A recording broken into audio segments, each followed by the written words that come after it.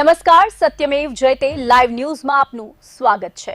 મધ્ય ગુજરાતમાં ચાંદીપુરા વાયરસને લઈને ચિંતાજનક સ્થિતિ સર્જાઈ છે। વાયરસના કેસોમાં સતત વધારો નોંધાઈ રહ્યો છે, જેના કારણે આરોગ્ય તંત્ર એલર્ટ મોડ પર આવી ગયું છે।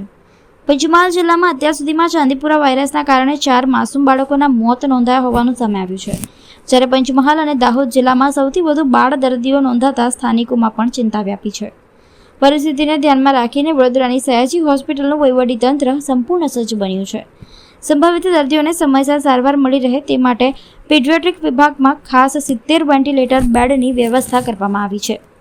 સયાજી હોસ્પિટલમાં અત્યાર સુધી ચાંદીપુરા વાયરસની શંકાસ્પદ અસર ધરાવતા 5 બાળ દર્દીઓને સારવાર માટે લાવવામાં આવ્યા હતા, જેમાંથી 3 બાળકોના મોત થયા છે, જ્યારે 2 બાળકો હાલ નિષ્ણાત ડોક્ટરોની દેખરેખ હેઠળ સારવાર મેળવી રહ્યા છે।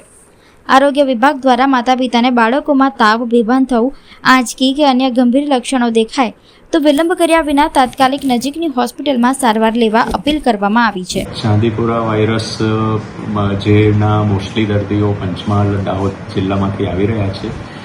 એસએસજી હોસ્પિટલ ખાતે અત્યાર સુધીમાં કુલ 5 દર્દીઓ આવેલા, જે પૈકી 2 દર્દીઓના રિપોર્ટ પોઝિટિવ હતા અને 3 દર્દીઓના રિપોર્ટ જે વેઇટિંગમાં છે। કેટલા મૃત્યુ થયા છે અત્યારે?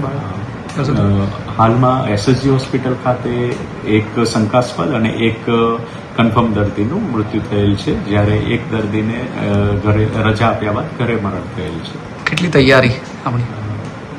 એસએસજી હોસ્પિટલનો બાળરોગ વિભાગ આ માટે સંપૂર્ણ સજ્જ છે। અહીંયા પૂરતી સંખ્યામાં અમારા બાળરોગ નિષ્ણાત ઉપલબ્ધ છે, રેસિડેન્ટ ડોક્ટર્સ ઉપલબ્ધ છે, મેડિકલ ઓફિસર્સ ઉપલબ્ધ છે, પેરામેડિકલ સ્ટાફ પણ જરૂરી સંખ્યામાં ઉપલબ્ધ છે। લક્ષણો શું છે આના?